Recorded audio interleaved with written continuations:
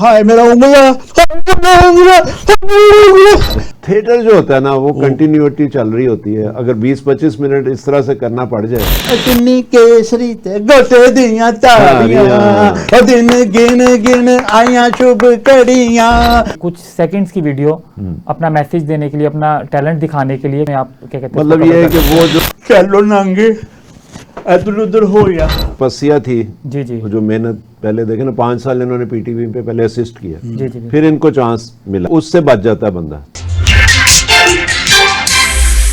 नाजरीन, प्रोग्राम सूफी टॉक में खुश आमदेद। मैं हूं डॉक्टर सूफी जावेद मुस्तफ़ा और आज हमारे साथ हैं स्टेज, फिल्म, रेडियो, टीवी के मशहूर फनकार, एक हमारे दौर के लेजेंड फनकार इरफान हाशमी साहब। इरफान हाशमी साहब, वेलकम टू सूफी टॉक। और उनके साथ हैं हमारे आज के यंग जनरेशन में से एक टिकटॉकर, वो भी हमारे साथ होंगे, तो उनसे भी बातें होंगी। तो नाजरीन, आपने अगर सोना चांदी देखा हो, अगर नहीं देखा तो यंग जो जनरेशन है उसको मैं कहूँगा कि ज़रूर देखें। इसमें हामिद राना और शीबा हसन एक मरकज़ी किरदारों में थे और वो हमारे पीटीवी के दौर का एक सुनहरी दौर का मैं कहना चाहूँगा कि एक बेहतरीन ड्रामा था, कॉमेडी भी थी उसमें, इस्लाही पहलू भी थे और बड़ी खूबसूरत उसमें एक किरदार आउट ऑफ द ब्लू निकला और वो छा गया। और वो किरदार था उंगला, जिसकी एक उंगली पे हमेशा पट्टी बंदी होती है, उससे बहुत सारा कॉमेडी क्रिएट होती थी और बड़ा लोग एंजॉय करते थे। तो सिंपल, तो वो उंगला कौन था? वो उंगला हमारे साथ हैं आज इरफान हाशमी साहब। तो इनका एक तो वो उंगला मशहूर हो गया, क्यों जी इरफान हाशमी साहब? बिल्कुल। ये आइडिया आपका अपना था उंगले का या मुन्नू भाई साहब का था? ये डॉक्टर साहब, इसमें छोटी सी दास्तान है, वो मैं बताना ज़रूरी समझता हूँ। मैं पाकिस्तान टेलीविज़न सेंटर पे कमर अली शाह साहब को असिस्ट करता था एज ए डायरेक्टर। अच्छा, वाह, माशाल्लाह। 5 साल मैं असिस्ट करता रहा पीटीवी पे। अच्छा, पीटीवी पे आप? अच्छा, ये मुझे मेरे इल्म में नहीं था। तो उसके बाद मैं असिस्ट करता था, तकरीबन हर प्रोड्यूसर को मैंने असिस्ट किया था, यावर साहब से लेकर नुसरत ठाकुर साहब को, यावर हयात, उनको भी। यावर हयात एक अपने एकेडमी क्या बात है, वो बाकायदा एकेडमी थी। तो मुन्नू भाई ये लिखी ना सीरियल, मैं उनको असिस्ट कर रहा था। तो एक करैक्टर था जो मुन्नू भाई का वाकिफ था, दोस्त था, उसने आना था, वो करना था। तो एक दिन वो जब दिन रिकॉर्डिंग थी ना, वो दिन वो नहीं आया। तो मुन्नू भाई ने कहा यार बाहर देखो जाके, वो बंदा आया कि नहीं, टाइम हो रहा है, रिकॉर्डिंग करनी है। तो मैं ढूंढता रहा, देखता रहा, तो नहीं आया। मैंने मुन्नू भाई जी वो तो आया नहीं है। तो कहते अच्छा चल फिर तो वही कर ले है। मेरे लिए उस वक्त नई बात की मैं कर ला। हाँ जी कर। मुन्नू भाई जी मैं करूँगा, कर लूँगा। हाँ नहीं करो तो करो। चलो जब वो एक नौकर, छोटा सा रोल है, नौकर है, उठ के कपड़े पहन के आ जाओ। मैं आया तो उन्होंने सेट लगाया हुआ था, ये गेट है बहुत बड़ा, तो बीच में इतना सा गैप था जिस तरह मुंह ही बाहर आता था ये करके, है जी। तो बाहर आए शीबा हसन, हामिद राना साहब और गयूर अख्तर नौकरी के लिए। उन्होंने दरवाज़ा नॉक किया तो मैंने वो खिड़की से मुंह बाहर निकाला, बस ये। मैंने कहा क्या बात है, आप किसको मिलना है? वो कहते हम नौकरी लेने आए हैं, साहब जी से हमारी मुलाकात करा दो। अच्छा आप नौकरी ले आए, साहब जी से मुलाकात करा दे। चला गया, देर हो गई। वो फिर नोक किया उन्होंने, फिर आया, फिर उसने निकाला, हाँ जी आपको किससे मिलना है? अभी तो बताया कि वो नौकरी के लिए हम आए। अच्छा नौकरी के लिए आए? अच्छा नौकरी के लिए आए, नौकरी के लिए आए। चलिए फिर देर हो गई, वो फिर नोक किया, और फिर मैं आया, फिर आके ये कहा आपको किससे मिलना है? वो सिर फाड़ के बैठ गए। यार तुम्हें बता रहे बोंगे बेवकूफ़ कि साहब से कहो बाहर कुछ लोग आए, नौकरी के लिए आए। अच्छा बाहर कुछ लोग आए, नौकरी के लिए आए? अच्छा अच्छा अच्छा अच्छा अच्छा। यार फिर आया, अजी आपको किससे मिलना? मुन्नू भाई सिर फाड़ के बह गए। वो इतना हंसे और कहा कट करो भाई, ये तूने ऐसे ही करना है, यानी बात करते भूल जाता है जी। वो सर ऐसा अच्छा हुआ। तो यानी मुन्नू भाई एक अजीम हमारे कॉलमिस्ट भी थे और उनका कॉलम गिरबान के नाम से, फिर उन्होंने टीवी पे लिखना शुरू किया। तो सोना चांदी एक उनका जो है कारनामा है बहुत बड़ा। और वो वैसे पोइट भी थे, मतलब he was an intellectual of this century और बड़े कमाल इंसान थे वो।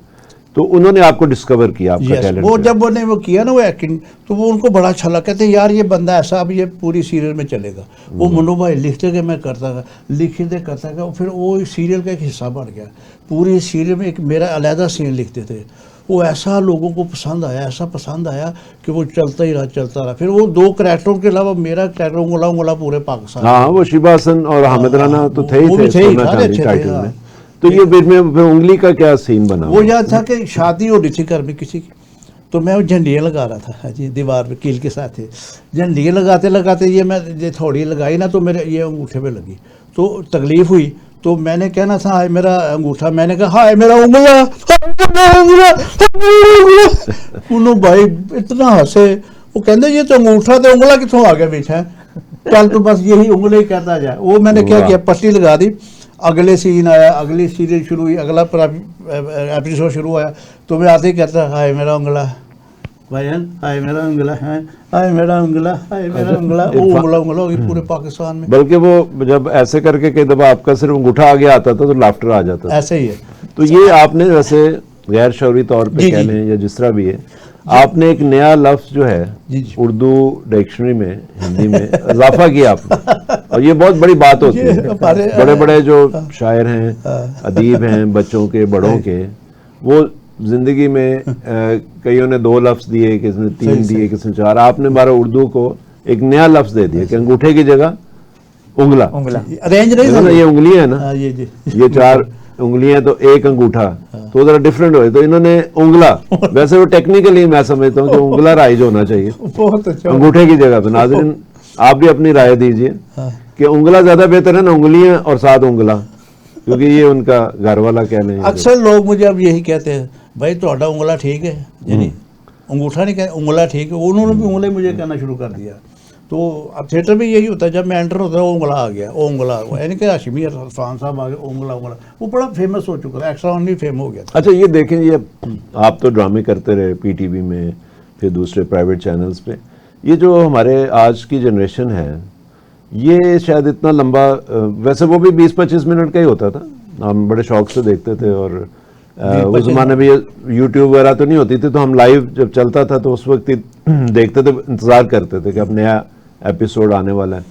तो आप लोग जो हैं ये टिकटॉक बनाते हैं, सोशल मीडिया बेसिकली, और भी और कौन कौन से सोशल मीडिया? टिकटॉक है, आप इंस्टा पे रील्स बनाते हैं अपनी, और क्या कहते हैं फेसबुक पे रील्स बनाते हैं, स्नैक वीडियोस, बहुत सारे प्लेटफॉर्म आपको क्या कहते हैं मिल जाते हैं कि कुछ सेकंड्स की वीडियो अपना मैसेज देने के लिए, अपना टैलेंट दिखाने के लिए कुछ सेकंड्स की वीडियो में आप क्या कहते हैं मतलब ये है कि वो जो तपस्या थी, जी जी वो जो मेहनत, पहले देखे ना 5 साल इन्होंने पीटीवी पे पहले असिस्ट किया, जी जी फिर इनको चांस मिला बीच में, ठीक है, तो वो उससे बच जाता है बंदा। सीधा जो है वो अपना मोबाइल निकाला, अपना जो भी टैलेंट है, तो ये आप लोगों के लिए तो आसानी हो गई। बहुत आसानी है सर, बल्कि अपने टैलेंट को दिखाने के लिए अपने जस्ट अपने के पास मोबाइल एक इस तरह की चीज़ है जो आजकल हर किसी के पास अवेलेबल है।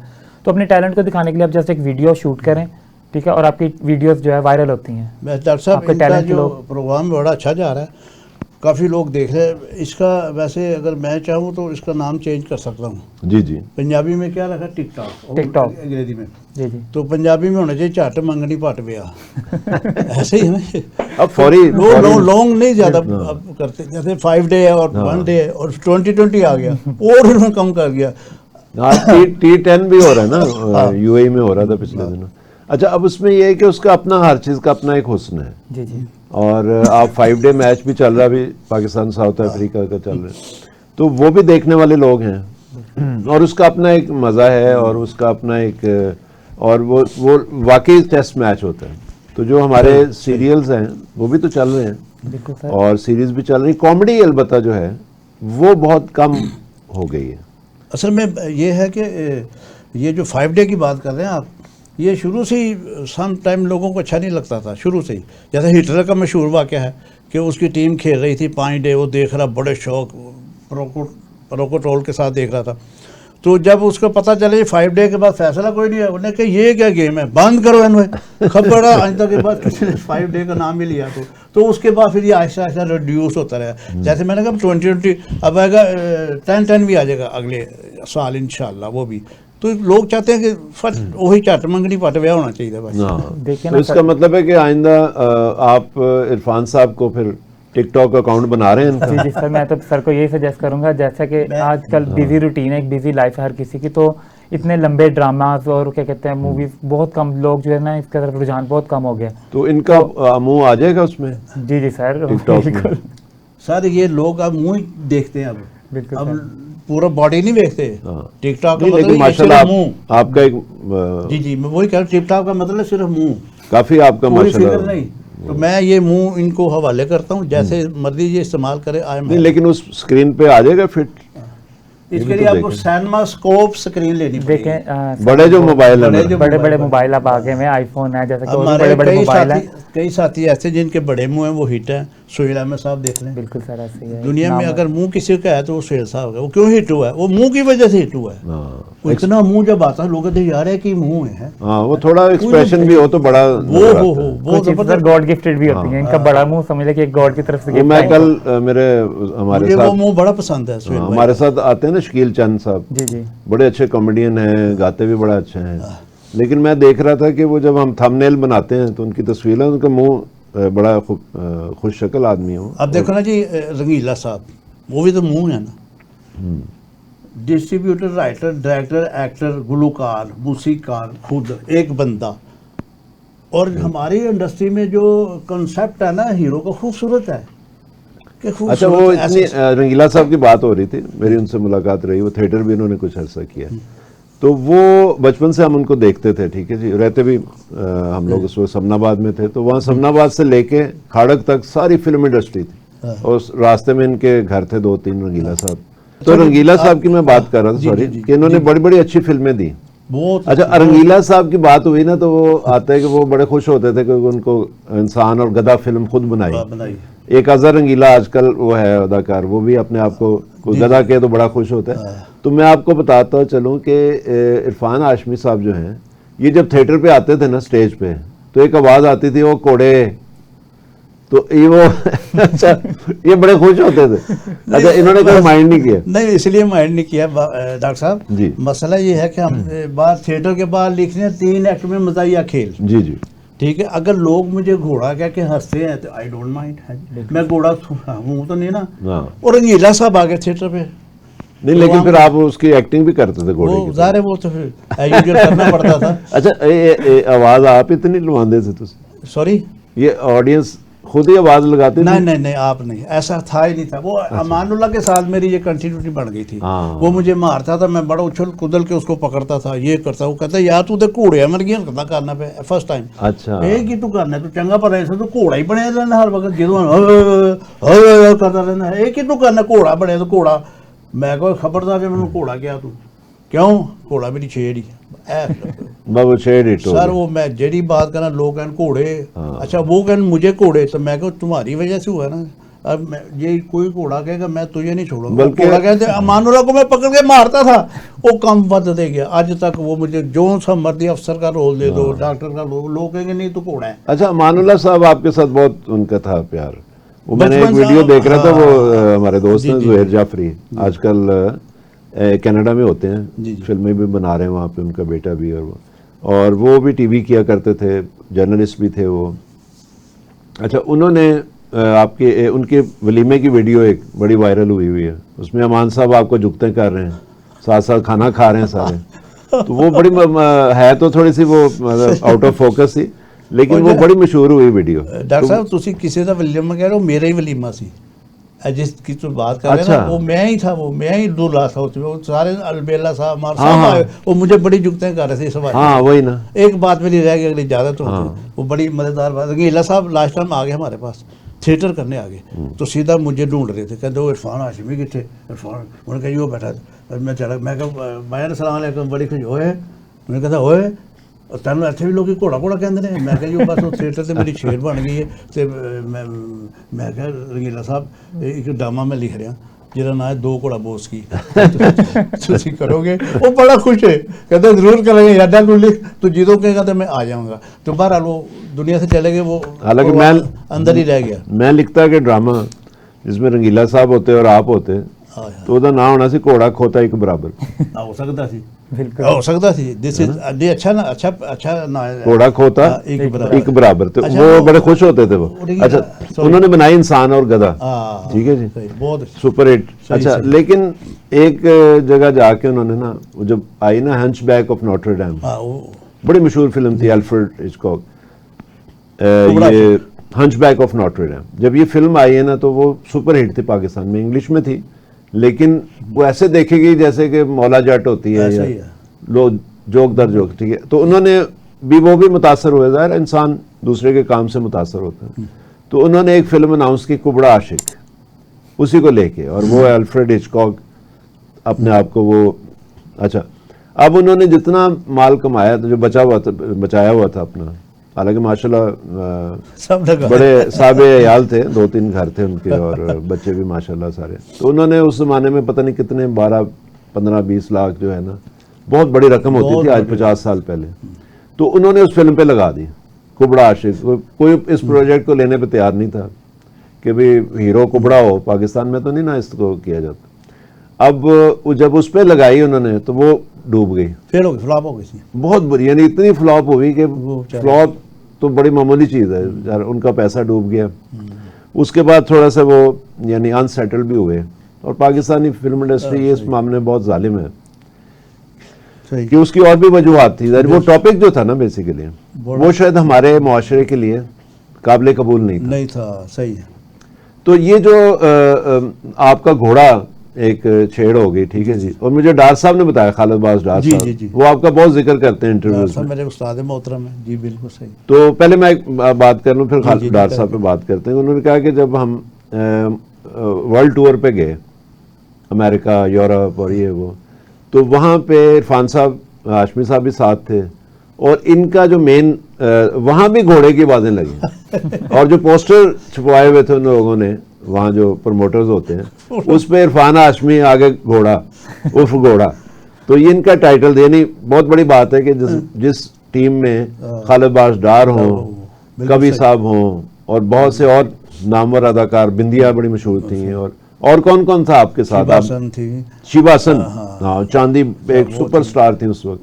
खालिद सलीम मोटा साहब थे, हाँ, वो भी बहुत मशहूर थे अली अपने जाज दौर साहब में। थे, अली जाज कवि सुपर साहब हीरो, थे। हाँ। ये यानी कवि साहब बड़ी टीम माशाल्लाह से एक मैं legend। उसमें जूनियर था। अच्छा, तो एक जूनियर अदाकार आके तो छा जाए पोस्टर के ऊपर, लेकिन ये कि उस जमाने में ये लोग फील नहीं करते थे। हाँ, ये आज ऐसा का था। मैं आपको बता रहा हूँ कि ये- आजकल तो ऐसा पॉसिबल ही नहीं है। सही। बल्कि मैं खुद एक प्ले ड्रामा कर रहा था, अल्लाह दी कसमें, तो मेडिकल की वजह से मैं इतना टाइम दे नहीं पाता था। 95 की गालबन बात है। इरफान खोसर साहब ने मुझे कहा कि यार, एक कैरेक्टर है अमानुल्लाह के बेटे हैं अलबेला साहब और इरफान खोसर, तो एक यंग बच्चा है, वो तुमने रोल करना है।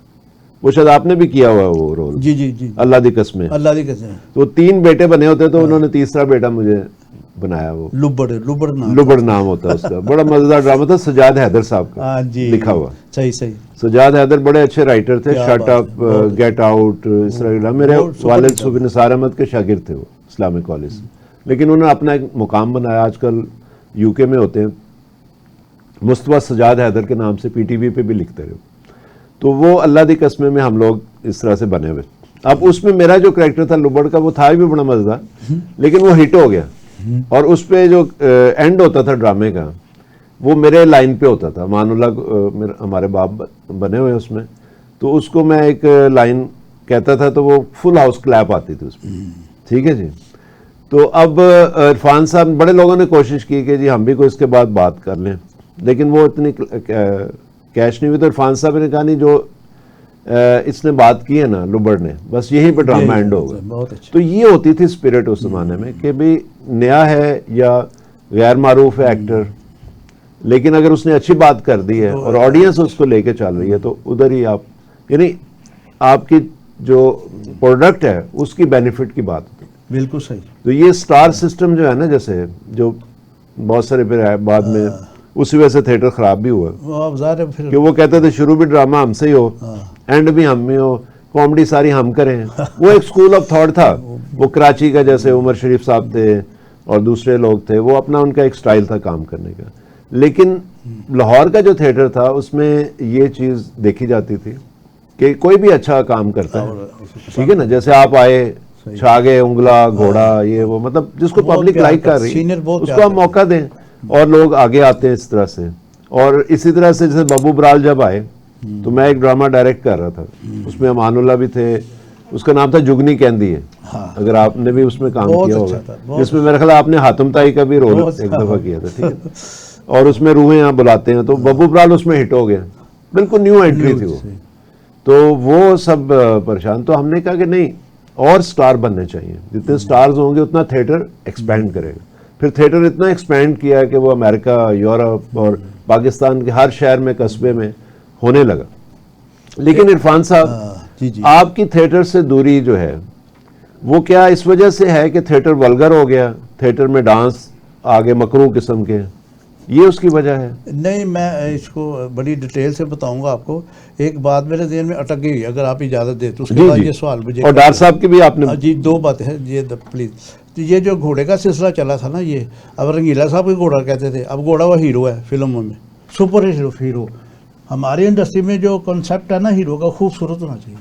तो ये रंगीला साहब और उस दौर की जो खूबसूरत हीरोइन थी ना, निशो बेगम, जो मोहम्मद अली साहब के साथ आती थी, नदीम साहब के साथ, शाहिद साहब के साथ, रंगीले के साथ हीरोइन आ गई है जी।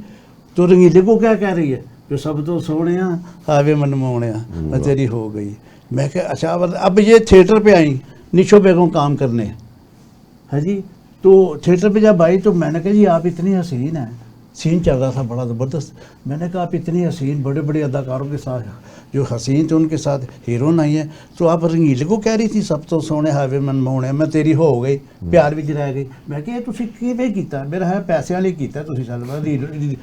रंगीला साहब ने कौन कैसा आप इतनी हसीन है, वो इन्ना हसी यकीन को लोट पोट हो जाती।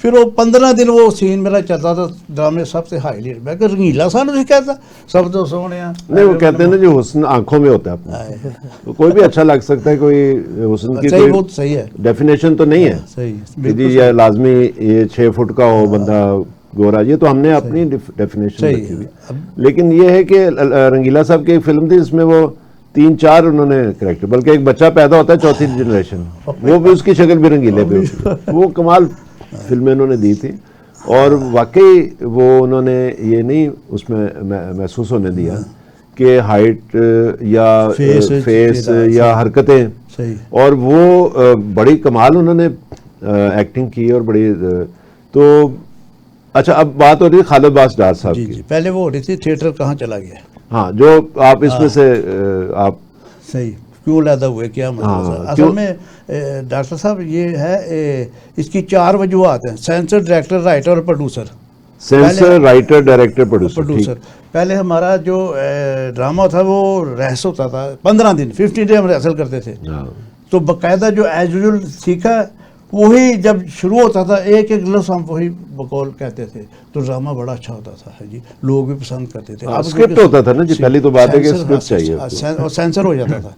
इधर उनको बात की किसी ने, वो पकड़ा जाता, 3 महीने बैन, हाँ, बड़ा सोना जाता था। लेकिन अब क्या हुआ, अब ये हुआ कि ना सेंसर रहा ना डायरेक्टर रहा, जो मर्जी बना लो कर लो, तेरा मुँह एंजे तू एंजे है जी, तू एंजे यानी बना लो कि कहते हैं पहा लो, ड्रामे नु पहा लो, पहान का तरीका। मतलब राइटर पहले माइनस किया ना, बिल्कुल। इसमें भी कुछ एक्टरों का भी है दखल के वो अपनी फीस बढ़ाने के लिए उन्होंने राइटर और डायरेक्टर माइनस किया, उन्होंने हशर कर। अब मैं इतराज़ ही करूंगा, इसलिए वो बात मुझ पे आ जाएगी।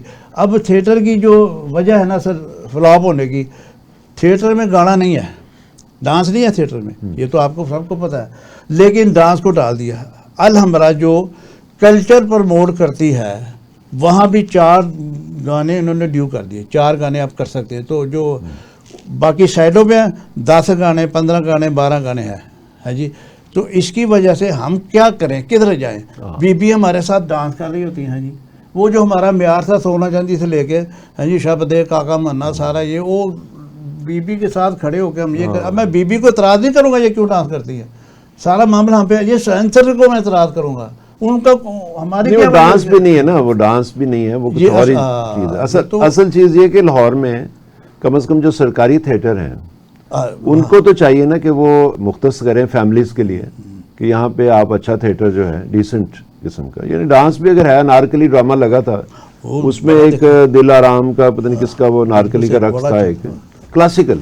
जन्म तो जन्म वो की सीखा मैली- था जन्म जन्म एक की मैली महीना। चादर अफजाल साहब का, उसमें भी एक डांस था। हाँ, उसमें देखें, उसमें वो करती थी साल 1.5 साल चला। चांदनी, मैंने देखा हुआ है, फिर और भी एक, लेकिन वो बकायदा प्रॉपर डांस सीखा हुआ था उन्होंने, और उसकी रिहर्सल होती थी। और इसी तरह से अनारकली जब ड्रामा हुआ था, इम्तियाज़ अली ताज का लिखा हुआ, नईम ताहिर ने डायरेक्ट किया था, 85 की बात है, तो उसमें भी रक्स थे, लेकिन वो क्लासिकल किस्म के थे और सीखे हुए थे, उसकी लोग रिहर्सल देखते- होती थी लोग बकायदा, देखते थे।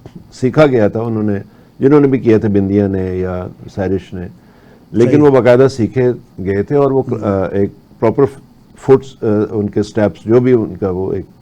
अच्छा, अब ये जो हो रहा है रक्स, ये बेहूदगी है, बिल्कुल सर आपने। ठीक है। अब आप चलें, आप इनको रोक नहीं सकते, आप इतने कमज़ोर हैं, या आप इनके साथ मिले हुए हैं, वो नहीं हुकूमत से बात करो, लेकिन कम अज़ कम आप अपने जो थिएटर हॉल्स हैं, देखिए दूसरी बात है कि इन वजूहात पे जो अच्छा डिसेंट आदमी था, इन्वेस्टर, वो चला गया। बिल्कुल अब कोई इन्वेस्टर नहीं इधर आएगा, क्योंकि वो अब उसकी फैमिली कहेगी कितने पैसा ला रहे हैं, वो हो थिएटर एक टैबू बन गया। जाते होंगे लोग देखने के लिए, जाते हैं ज़ाहिर, तमाशबीन टाइप लोग जा रहे हैं, लेकिन इन्वेस्टर जो है डिसेंट, वो उधर नहीं आ रहा। अब तमाशबीन इन्वेस्टर आ रहा है कि इसके कोई ज़मीनें बिक गई, कोई पैसा इधर उधर से आ गया, हलाल का हराम का जो भी आ गया, उन्होंने इस काम पे लगा दिया, किसी के चक्कर में, किसी नाचने वाली के, किसी। अब जो सीरियस इन्वेस्टर था, जो कि इसको बिजनेस समझ के करना चाह रहा था, या प्रमोशन के लिए आर्ट की, वो इधर नहीं आ रहा, ना स्पॉन्सर आ रहा है।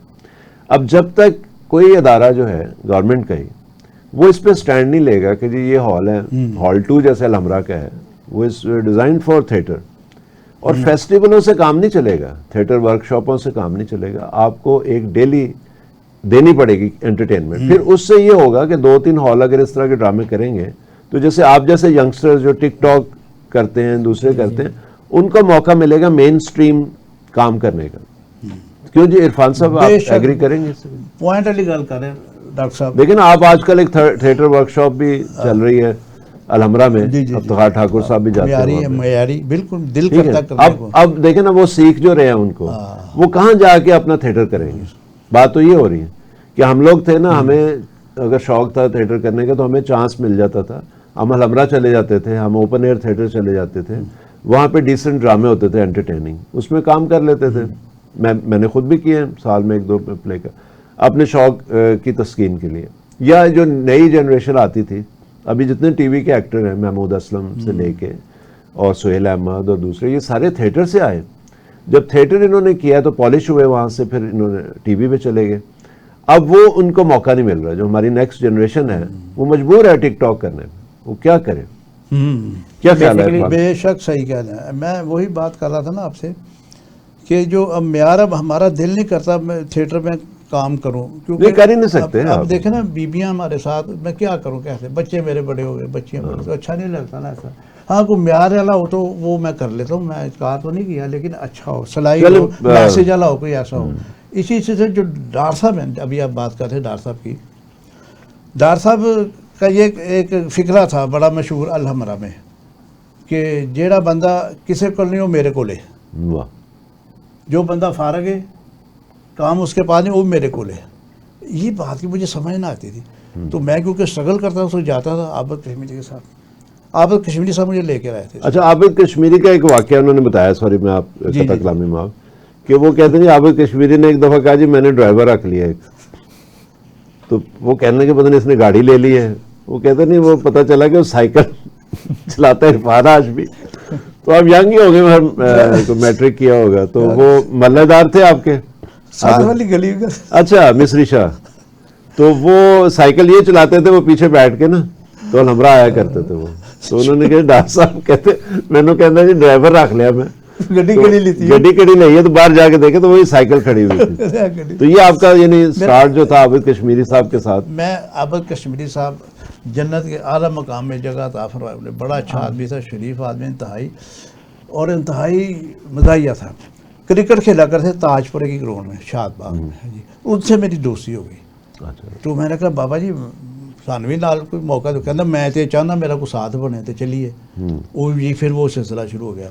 ये एक साइकिल थी जो हम लेते थे 2 बजे दोपहर को, तो जाके टीवी स्टेशन, अच्छा वो साइकिल अपनी नहीं थी नहीं उनकी? नहीं किराए पे, अच्छा अपनी भी यानी नहीं। किराए की साइकिल पे उन्होंने ड्राइवर भी जी सर, वो हम टीवी पे जाके बैठते थे, मैं खुद चलाता था, बड़ा शौक था मुझे, पता ही नहीं जो टीवी एक मिनट में आ जाता था, शौक था ना।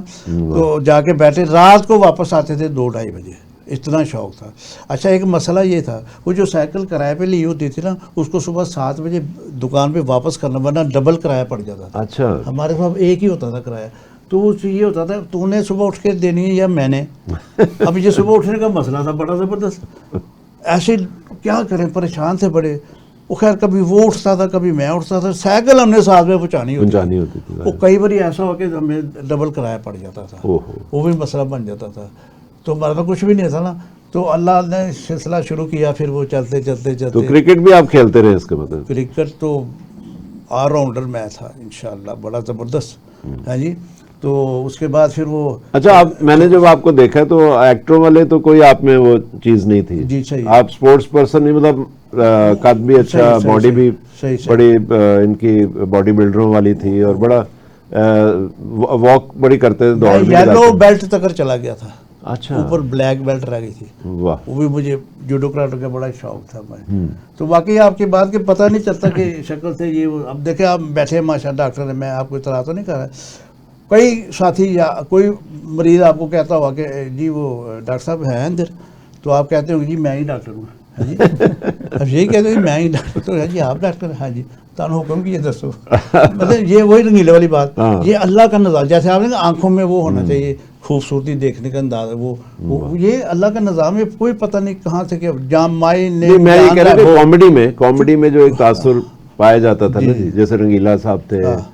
हाँ मुनव्वर ज़रीफ जो थे वो रूटीन कॉमेडियन से हट के थे, तभी वो हीरो भी आ गए और वो फिल्मों में चल गए।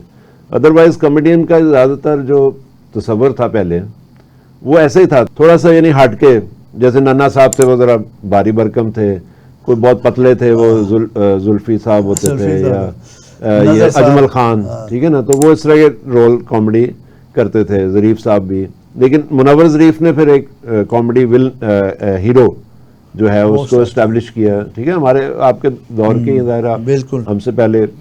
और उसके बाद फिर अली इजाज पहले करते थे फिल्में ओल्ड कैरेक्टर, ये मुनव्वर ज़रीफ की डेथ हुई है तो वो हीरो आना शुरू हुए, क्योंकि अब एक गैप आ गया ना, ठीक है ना। मैं मतलब कितने आर्टिस्ट हैं, फिरदौस जमाल शुरू में ओल्ड कैरेक्टर किया करते थे, कवि साहब, प्राइड ऑफ परफॉर्मेंस जन्नत साहब ने दिया उसे, हाँ। जंग में ओल्ड रोल किया था, ड्रामे का नाम नहीं याद। अच्छा तो मैं हंसता होता था, मैंने कहा देखो हॉलीवुड में हाँ यंग टू ओल्ड चलो चल जाता है, कभी एक बंदा पहले फिल्म में यंग आया फिर ओल्ड आया, ठीक है जी, लेकिन सीधा ओल्ड कैरेक्टर ओल्ड बंदे को ही देते थे, वो कास्टिंग होती है ना, सही उसमें बैठ जाते हैं वो, तो सही, भी 60 साल की उम्र के रोल है तो कोशिश करते हैं कि उसकी एज ब्रैकेट में बंदा सिलेक्ट करें। तो मैं हंसता होता था कि भाई एज ब्रैकेट लेके बंदा लो, आपने फिरदौस जमाल को ले लिया, वो 25 साल की उम्र है उसकी, उसको 65 साल का बाबा बना दिया, बाल उसके पूरे हैं, अच्छा वो जितेंद्र की तरह वो हीरो कट पूरा इधर तक जनाब वो है,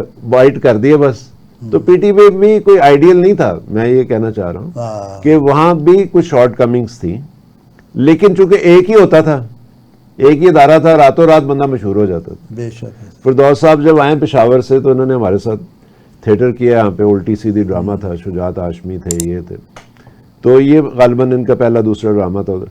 तो उस ज़माने में इनको जब ओल्ड कैरेक्टर दिया उन्होंने, तो मैं हंसता था, मैंने कहा देखो कहीं दुनिया में ऐसा नहीं होता, ओल्ड कैरेक्टर की ओल्ड बंदा लेते हैं, हाँ यंग टू ओल्ड हो या ओल्ड टू यंग तो कम होता है, लेकिन फ्लैशबैक में हो सकता है। अच्छा अब इसी तरह से बहुत सारे अदाकार, हमारी कई अदाकाराएँ थी जिनको यंग एज में उन्होंने ओल्ड कैरेक्टर देने शुरू कर दिए, और वो वही फिक्स हो गई, और बाद में भी वो यानी फिर उनको जब शोहरत मिल गई तो यंग भी आई वो। अच्छा तो आपका जो थिएटर का सफ़र था उसमें आप समझते हैं कि आबिद कश्मीरी साहब आपके साथी रहे, ठीक है ना, वो तो महल्लेदार भी थे, डार साहब, इसके अलावा आपको किसने मुतासर किया वहाँ पे? नहीं वो इसमें यह है कि हम Goethe institute German centre, Jamil Bismil साहब, हाँ, जमील बिस्मिल। मेरे उस्ताद थे, वाह। वो मुझे ड्रामा करवाते थे शुरुआत में। वो एक हाउसफुल उनका ड्रामा बहुत मशहूर हुआ था, उसमें मुझे 2-3 रोल दिए उन्होंने मुख्तलिफ, तो वो बड़े अच्छे अच्छे हुए। जमील साहब बड़े खुश हुए मुझसे, यार वेरी गुड यार। जमील साहब चिल्ड्रन थिएटर के लिए, चिल्ड्रन थिएटर उसमें मैंने स्टार्ट लिया था। चिल्ड्रन अच्छा, चिल्ड्रन थिएटर से ना, वो करते थे चिल्ड्रन थिएटर। उससे पहले अजीज असरी साहब करते थे, हाँ, और उसके बाद उसमें जावेद रिजवी साहब हमारे जो हाँ, दोस्त बड़े हैं, मशहूर जावेद। वो अजीज असरी के थ्रू। जमील साहब के साथ मैंने भी काम किया, बल्कि एक बड़ा वाकया है कि हमारा जो पहला प्ले था उल्टी सीधी, उसमें मैं था, महमूद असलम, जवाद वसीम, इस तरह से बहुत सारे एक्टर थे जो नए फर्स्ट टाइम।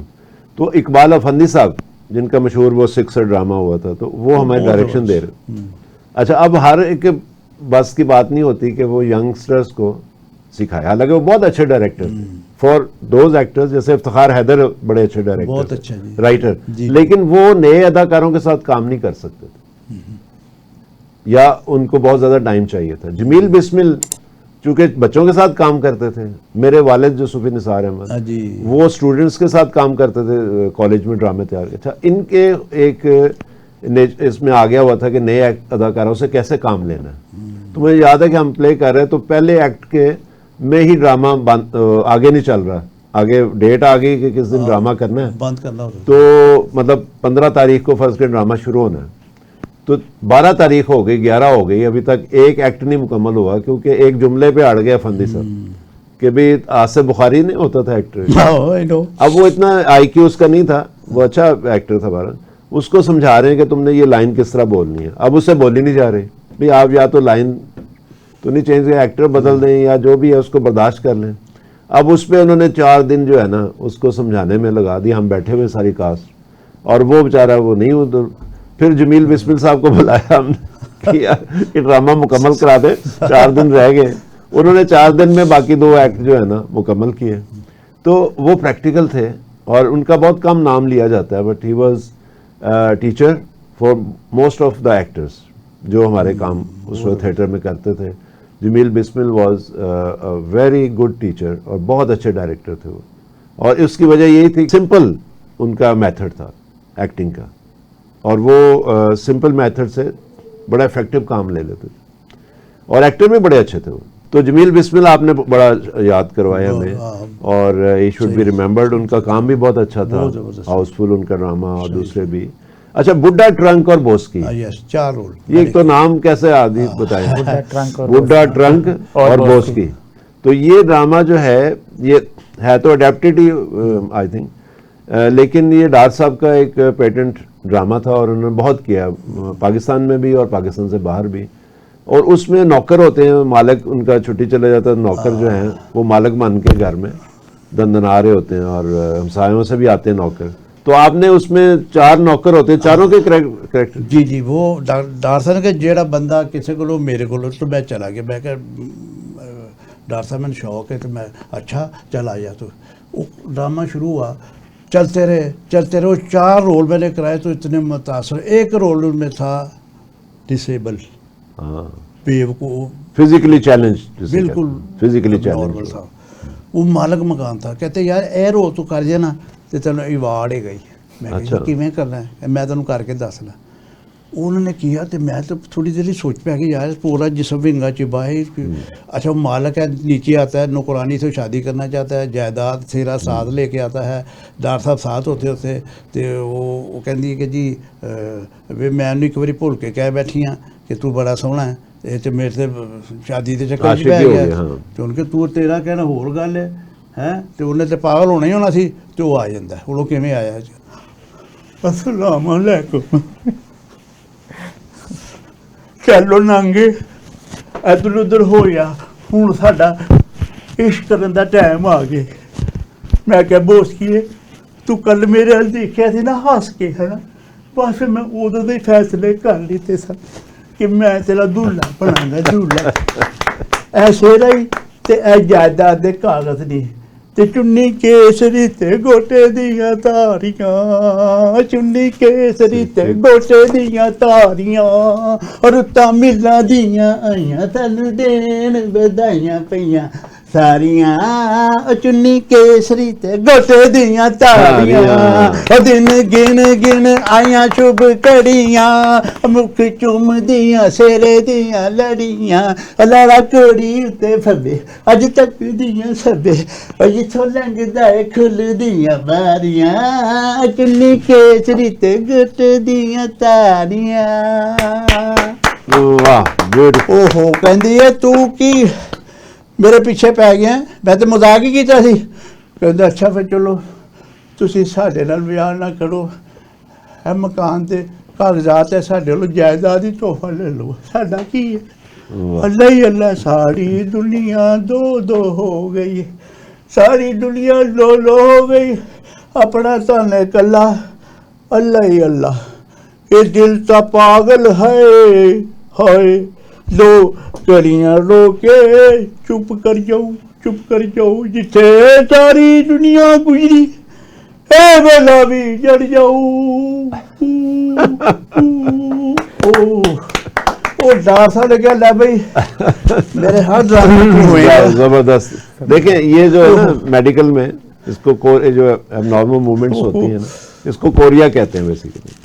तो हंटिंगटन कोरिया और इस तरह के 2-3 तो अच्छा अब ये आपने जो किरदार किया देखें इसको कंटिन्यूटी रखना थिएटर के ऊपर देखो टीवी पे तो और बात 20-25 अभी इन्होंने किया है तो अभी ये रिलैक्स हो गए हम दोबारा कराना चाहें तो फिर कैमरा ऑन हो जाएगा ठीक है ना लेकिन टीवी में तो कंटिन्यू सीन नहीं होते हैं थिएटर जो होता है ना वो कंटिन्यूटी चल रही होती है अगर 20-25 मिनट इस तरह से करना पड़ जाए तो वो ये फिजिकली स्ट्रांग थे ना बड़ा अच्छा येलो बेल्ट अचीवर थे ना कर गए बाकी नहीं कर सकते थे जो खान साहब किस्म के एक्टर होते हैं ना जिन्होंने सिगरेट भी पीने ने जिन्होंने मतलब वॉक ही नहीं है मतलब ठीक है ना तो वो नहीं कर सकते ये रोल विदाउट स्टे 1 घंटा स्विमिंग करता था रोजाना 1 घंटा स्टे नहीं था उसमें तो मैं वो एक्सरसाइज समझ के रोल करता था बड़ा मजा आता था तो ये स्टेमिना चाहिए थिएटर के लिए स्टेमिना चाहिए मैं आज आखा वारिस शाह हमने किया 2000 में तो उसमें मुझे जो था एक एडिक्ट का रोल करना था अब एडिक्ट का रोल करना है और वो एडिक्ट भी वो है कि जो अफीम टाइप कोई चीज़ खाता है जिससे वो स्लो डाउन हो जाता और उसको खारिश भी लगी हुई है अब मैं समझता हूँ कि वो मैंने सोचा कि चलो 2-4 दिन का ड्रामा है वारिस शाह के तो वो कर लूँगा मैं मैनेज तो मैंने शुरू किया तो उसमें ऐसे वो ऐसा करके ना खारिश को करता रहा कभी इधर खार कभी इधर कभी इधर अच्छा लगा हुआ है तो और वो स्टूपर उसमें ऐसे करके होता था अब वो था थ्रू आउट 2 घंटे आप तो 20 मिनट की बात कर रहे हैं ना तो 2 घंटे पहले तो मैंने फिर वो ड्यूरिंग रिहर्सल उसको आउट किया तो वारिस शाह के साथ ही होता है वो कैरेक्टर ने सही हर वक्त ऐसे ऐसे कर रहा है और उसका बॉडी जेस्चर भी बड़ा अजीब सा था सर नीचे तो वो जो था ना वो पहले तो मैंने उसको 3rd एक्ट में से निकाला पहले 2 एक्ट में कंटिन्यूस स्टेज पे था 3rd एक्ट में निकाल के फिर वाइंड अप पे लेके आया मैं उसको तो वो 2 एक्ट करने के बाद यकीन करोगे घर जाके ना तो वो होता था कि मैंने मसाजर ले लिया इलेक्ट्रिकल उससे मैं मसाज करता था इतना थक जाता था मैं और ये तो बहुत मुश्किल काम है ये जो इन्होंने किया है ये बहुत ही मुश्किल है आप इसको देखने में आसान लगता है it's very difficult to do और वो जो मैं करता था बाद में मेरा पोस्चर ऐसा हो गया कि मैं अक्सर कई घर में भी ऐसा ही फिर रहा होता था और कई दफा खुरक करने में दिल करता था तो इतनी मैंने उसमें खारिश की और उनको की हकीकत का रंग देने के लिए और उसका रिवॉर्ड भी मिलता है जब आप अच्छा काम करते हैं मेहनत करते हैं कैरेक्टर के ऊपर तो उसका रिवॉर्ड मिलता है कि हमारा 100 शो चल गया अब 100 शो वो चल गया मेरी बड़ी कोशिश थी कि कोई और एक्टर उसको रोल को कर ले क्योंकि ज़ाहिर मेरे अपना प्रैक्टिस करनी होती थी अपने मेरे तो ये जो चीज़ें ना ये थिएटर हम चाहते हैं कि दोबारा आए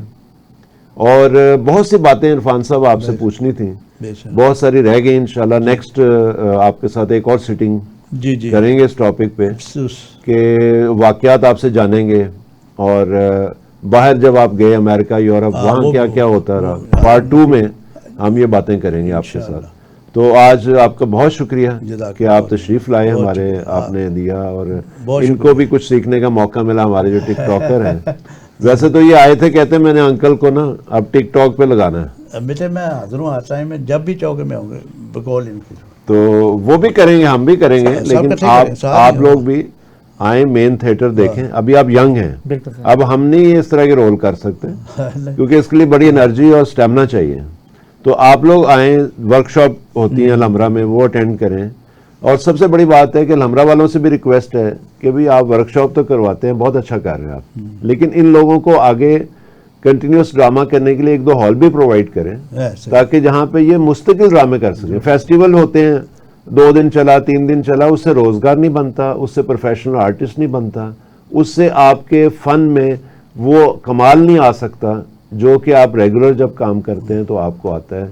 और ये आपसे रिक्वेस्ट है कि आप जो लोग इतनी मेहनत करके थिएटर वर्कशॉप अटेंड करते हैं, थिएटर के कोर्सेज करते हैं 3-3, 6-6 महीने के, उनके लिए आगे रोजगार का बंदोबस्त करें, उनके लिए काम करने के मौके दें, उनको थिएटर प्रोवाइड करें। और उसमें हम जो सीनियर हमारे फनकार हैं, जैसे इरफान हाशमी साहब हैं, जवाद वसीम साहब हैं, बहुत सारे, इफ्तिखार ठाकुर साहब वर्कशॉप आजकल करवा रहे हैं। इसका मतलब उनके अंदर ख्वाहिश है कि अच्छा थिएटर हो।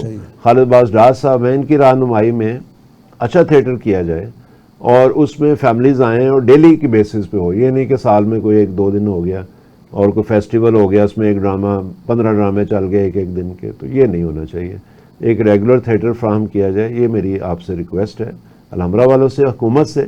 और ख़ास तौर पे ये जो मौजूदा हुकूमत है, इनको तो चाहिए, क्योंकि मुझे याद है कि अमानुल्लाह साहब जो थे वो रेगुलर मियाँ नवाज शरीफ को मिलने जाया करते थे और वो बड़े लुत्फ़अंदोज़ होते थे उनके लतीफ़ों से और बातों से, और थिएटर की उन्होंने बड़ी पजीराई की है एक ज़माने में। लेकिन अब जाके ये मुझे उनकी जो साहबजादी हैं उनसे दरख्वास्त है कि आप भी थोड़ा, जो पंजाब के अवाम हैं उनकी तफरीह तबाह के लिए और डिसेंट तफरीह के लिए को बंदोबस्त करें और थिएटर को रिवाइव करने होने दें। ये आपसे ख़ास एक रिक्वेस्ट है, इल्तिजा ही कर सकते हैं हम लोग, इससे ज़्यादा क्या कर सकते हैं आप मुझे बताएं। और आप भी ज़रूर अपने कमेंट्स में इस बात का जिक्र करें जो यूट्यूब पे हमारा अपलोड होता है, और उसको देखें भी और उसको अपने दोस्तों के साथ शेयर भी करें। तो उम्मीद है हम फिर इरफान हाशमी साहब से एक सिटिंग और रखेंगे। इरफान हाशमी साहब, आपका बहुत शुक्रिया। आदि, आपका बहुत शुक्रिया, आपने हमारे साथ प्रोग्राम में शिरकत की। नाज़रीन, आपका बहुत शुक्रिया कि आपने हमें बड़े तहम्मुल से सुना, और दुआ करते हैं कि आप खुश व खुर्रम रहें और इंशाल्लाह अगले प्रोग्राम में फिर आपसे मुलाकात होगी। अल्लाह हाफ़िज़।